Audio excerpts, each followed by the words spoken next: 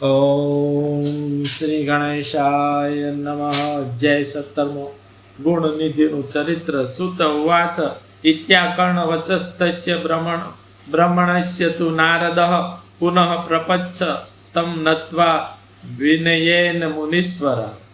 સુત બોલ્યા એમ બ્રહ્માનું વચન સાંભળી મુનીશ્વર નારદે વિનયથી તેમને નમસ્કાર કરી ફરી પૂછ્યું. નારદ બોલ્યા, ભક્ત વત્સલ શંકર કૈલાસ પર ગયા ક્યારે ગયા હતા? તેમને મહાત્મા કુબેર સાથે મિત્રતા ક્યારે થઈ હતી? પરિપૂર્ણ મંગળ સ્વરૂપ શંકરે ત્યાં શું કર્યું હતું એ બધું મને કહો, મને ઘણું આશ્ચર્ય થાય છે. બ્રહ્મા બોલ્યા, હે નારદ, મહાદેવનું ચરિત્ર હું કહું છું તે તમે સાંભળો. તે જેવી રીતે કૈલાસ પર ગયા હતા અને કુબેર સાથે તેમને જે મિત્રતા થઈ હતી તે હું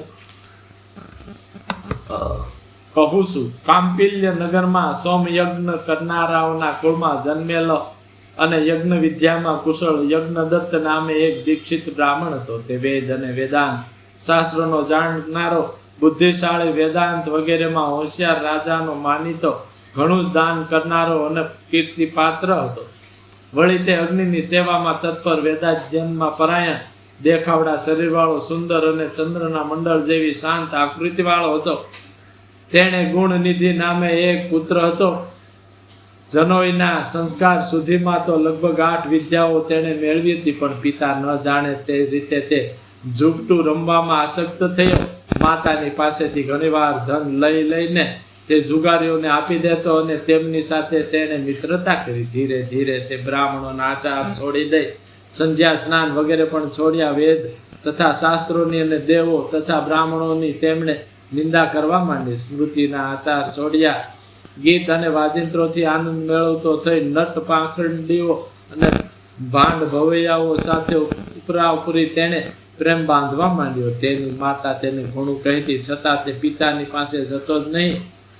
એનો પિતા દીક્ષિત તો ઘરમાં જુદા જુદા કામોમાં લાગ્યો રહેતો અને જ્યારે પોતાની સ્ત્રીને પૂછતો, અરે આપણો ગુણનિધિ, ગુણોનો ભંડાર પુત્ર ક્યાં ગયો છે?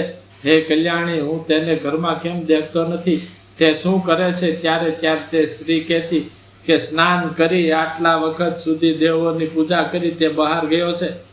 કોઈ વખતે કહેતી કે 2-3 મિત્રો સાથે તે ભણતો હતો અને હમણાં જ ભણવા માટે તે ગયો છે. એમ એક જ પુત્રવાળી તેની માતા પોતાના પતિ દીક્ષિતને ઠગતી હતી. તે દીક્ષિત પોતાના પુત્રનું તે જુગાર રમવાનું કામ તેવું કંઈ વર્તન જાણતો ન હતો. એ પુત્રને 16મું વર્ષ બેઠું ત્યારે તે દીક્ષિત એનો કેશાંત નામનો સંસ્કાર પૂર્ણ કર્યો. પછી દીક્ષિત યજ્ઞદત્તે પુત્રનો ગૃહ્ય સૂત્રમાં કહેલા વિધિથી લગ્ન સંસ્કાર કરાવ્યો. હે નારદ, માતા હંમેશા પોતાના ગુણનિધિ પુત્રને પાસે બેસાડી સ્નેહથી વ્યાપ્ત હૃદય વડે કોમળ ભાવે શિખામણ આપતી કે હે પુત્ર, તારા પિતા મહાત્મા છે, છતાં અત્યંત ક્રોધી છે. જો તે તારું વૃતાંત જાણશે તો તને અને મને બંનેને મારશે. તારું ખરાબ વર્તન હંમેશા તારા પિતાની આગળ હું ઢાંકું છું. તારા પિતા સદવર્તનથી જ લોકોમાં માન્ય થયા છે, ધનથી નહીં જ. હે તાત, સદવિદ્યા સંત સમાગમ એ જ બ્રાહ્મણોનું ધન છે, છતાં તું પ્રસન્ન ચિત્તે તેના પર કેમ ઉત્તમ પ્રીતિ કરતો નથી? તારા પ્રસિદ્ધ બાપ દાદાઓ આ લોકમાં સારા ક્ષત્રિય, સંપૂર્ણ વેદ ભણેલા અને દીક્ષિત તરીકે પ્રખ્યાત પામ્યા છે. ત્યાર માટે તું પણ દુરાચારીઓનો સંગ છોડી સત્પુરુષોના સમાગમમાં પ્રીતિવાળો થા. સદવિદ્યામાં મન લગાડ અને બ્રાહ્મણોનો સદાચાર પાળ. તું રૂપ, યશ અને કુલાચારથી તારા પિતા જેવો જ થા. તું અમારામાં કેમ શરમાતો નથી? પોતાનું દુરાચારીપણું તું છોડી દે. તું 19 વર્ષનો થયો છે અને તારી આ સ્ત્રી 16 વર્ષની ઉંમરની છે. આ સદાચારી સ્ત્રીનું તું રક્ષણ કરે ને પિતાની ભક્તિમાં તત્પર થા. તારો સસરો પણ સદગુણ અને સદાચારથી બધે ઠેકાણે માન્ય છે, છતાં તું અમારામાં કેમ શરમાતો નથી? હે પુત્ર, તારા દુરાચારીપણાનો તું ત્યાગ કર. હે પુત્ર, તારા મામાઓ પણ વિદ્યા, સદવર્તન અને કુળ વગેરેથી અતુલ્ય છે, તો તેઓથી પણ તું ડરતો નથી. બંને કુળથી તું શુદ્ધ છે. પડોશમાં રહેતા અને બ્રાહ્મણ કુમારોને તું જો, તેમજ આપણા ઘરમાં પણ તારા પિતાના વિનયવાળા શિષ્યોને તું જો, તેઓ કેવા સદગુણી છે. હે પુત્ર, જો રાજા પણ તારું ખરાબ વર્તન સાંભળશે તો તારા પિતા ઉપરની શ્રદ્ધા છોડી દઈ આપણી આજીવિકાનો નાશ કરશે. હજી લોકો તારી આ બાલ શ્રેષ્ઠાઓ કહેશે, પણ પછીથી આપણું યોગ્ય દીક્ષિતપણું લઈ લેશે. બધા લોકો તારા પિતાને વગોવશે અને આ છોકરો એની માતાના વર્તનને વર્તે છે એવા ખરાબ વચનોથી મને પણ વગોવશે. તારા પિતા પણ વેદ અને ધર્મશાસ્ત્રના માર્ગને અનુસરે છે, તેથી જરાય પાપી નથી. આ બાબત તેમના ચરણોમાં જ લીન મનવાળી મારા સાક્ષી મહાદેવ છે. ઋતુ સ્નાન કર્યા પછી પણ મેં આ લોકમાં દુષ્ટ માણસનું મોઢું જોયું નથી, છતાં તે વિધાતા મહાબળવાન છે કે જેને લીધે તું આવો જન્મ્યો છે. એમ માતાએ દર ક્ષણે સમજાવ્યા છતાં અતિ દુષ્ટ બુદ્ધિવાળા તે વ્યસનીએ પોતાનું દુરાચરણ છોડ્યું નહીં. શિકાર, દારૂ, ચાડી, જૂઠ, ચોરી, જુગાર અને વેશ્યાના પ્રસંગ વડે કયો મનુષ્ય આ લોકમાં પાયમાલ થયો નથી. અતિ દુષ્ટ બુદ્ધિવાળો તે મનુષ્ય ઘરમાં જે ધન, વસ્ત્ર વગેરે જોઈએ તે લઈ જઈ જુગારીના હાથમાં આપી દીધી. પણ દૈવ યોગે જુગારીમાં રહેલી તે વીંટીને તેના પિતા દીક્ષિતે ઓળખી લીધી. તેથી દીક્ષિતે તેને પૂછ્યું કે આ વીંટી તે ક્યાંથી મેળવી.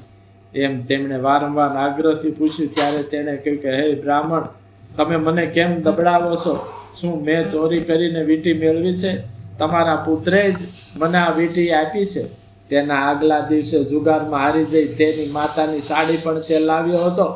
કેવળ મને જ આ વીંટી તેને આપી છે એમ નથી, પણ બીજા જુગારીઓને પણ તેને ઘણું ધન આપ્યું છે. રત્નો, ધન, રેશમી વસ્ત્રો, જારી વગેરે જાત જાતના કાંસાના તથા તાંબાના વાસણો તેને આપી દીધા છે. જુગારીઓ તેને દરરોજ નગ્ન કરીને બાંધે છે. પૃથ્વી પર તેના જેવો જુગારી કોઈ થયો નથી. હે બ્રાહ્મણ, જુગારીઓનો શિરોમણી અને અવિનય તથા અનીતિ કરવામાં હોશિયાર પોતાના પુત્રને આજ સુધી શું તમે જાણ્યો નથી? એ પ્રમાણે સાંભળી શરમના ભાથી જેની ડોક અત્યંત નમી ગઈ હતી, એવો તે દીક્ષિત કપડાથી મોઢું ઢાંકી દઈ પોતાના ઘરમાં દાખલ થયો. વેદોક્ત કર્મ કરવાવાળા કુશળ તે યજ્ઞદત્ત દીક્ષિતે પોતાની પતિવ્રતા સ્ત્રીને કહ્યું. યજ્ઞદત્ત બોલ્યો, હે દક્ષિતાણી, એ દૂતારો ગણનિધિ ક્યાં છે? અથવા તે તો ઠીક, તેનું કામ નથી, પણ મારી પેલી સુંદર વીંટી ક્યાં છે? શરીર ચોળતી વખતે મારી આંગળીમાંથી જ તે લઈ લીધી હતી. તે રત્નની વીંટી તું મને જલ્દી લાવી આપ. એ પ્રમાણેનું વચન સાંભળી દક્ષિતાણી ભયભીત બની અને કહેવા લાગી, હે દેવ, સ્નાન અને બપોરની ક્રિયા હું કરી રહી છું. વળી પૂજા માટે સામગ્રી વગેરે કામમાં હું રોકાઈશું અને અતિથિઓનો આ સમય વીતી જાય. તેથી અતિથિઓ પર પ્રેમવાળા હે સ્વામી, રસોઈ કરવામાં રોકાયેલી મેં હમણાં જ તે વીંટી કોઈક વાસણમાં મૂકી દીધી છે. તે ભૂલાઈ ગઈ છે અને હું જાણતી નથી. દીક્ષિત બોલ્યા, હે દુષ્ટ પુત્રને જન્મ આપનારી અને હંમેશા સાચું બોલનારી, હું જ્યારે તને પૂછું છું કે પુત્ર ક્યાં ગયો છે, ત્યારે તું કહે છે કે હમણાં જ તે ઘેર ભણીને 2-3 મિત્રોની સાથે બહાર ભણવા માટે ગયો છે. હે પત્ની, મેં તને મજીઠિયા રંગની જે સાડી આપી હતી તે ક્યાં છે? ઘરમાં હંમેશા લટકતી હતી. તું સાચું કહે, ભય છોડી દે. મણીથી શોભતી તે જારી પણ હમણાં દેખાતી નથી ને રેશમી દુપટ્ટો મેં જે આપ્યો હતો તે પણ દેખાતો નથી. વળી તે દક્ષિણ દેશનું કાંસાનું વાસણ ક્યાં છે? ગૌડ દેશની પેલી તાંબાની ગાગર અને હાથી દાંતની તે સુખકારક ઝૂલા માંચી ક્યાં છે? વળી પર્વત પ્રદેશની પેલી ચંદ્રની કાંતિ જેવી અદ્ભુત હાથના અગ્રભાગમાં દીવો ધારણ કરતી અને શણગારેલી પૂતળી ક્યાં છે? હે કુળવાન સ્ત્રી, વધારે કહેવાથી શું તારા પર હું વ્યર્થ કોપ કરું છું? હું બીજો વિવાહ જ્યારે કરીશ ત્યારે જ હવે ભોજન કરીશ. કુળને કલંક લગાડનાર તે દુષ્ટ પુત્રને લીધે હું સંતાન વિનાનો થયો છું. માટે ઉઠ, તું પાણી લાવ એટલે તે છોકરાને તિલાંજલિ મૃત્યુ વેળાનો પાણીનો કોબો આપી દઉં. કુળને કલંક લગાડનાર દુષ્ટ પુત્ર કરતા માણસોને વાંજ્યા પણ વધારે સારું છે, અને કુળ માટે એકનો ત્યાગ કરવો એ સદાકાળની નીતિ છે.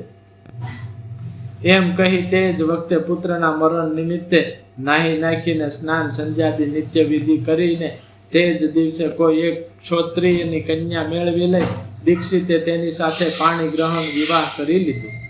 સ્નાત્વા નિત્ય વિધિમ કૃત્વા તસ્મિન વાહિની કશ્ચિત ક્ષોત્રિયસ્ય સુતામ પ્રાપ્ય પાંડિત જગાહ દીક્ષિત. ઇતિ શિશુ મહાબ્રહ્મ વિધિ રુદ્ર સીતામાં પ્રથમ ખંડમાં સૃષ્ટિના ઉપાખ્યાનમાં ગુણ નિધિનું ચરિત્ર નામનો 17મો અધ્યાય સમાપ્ત. બોલ મહાદેવની જય.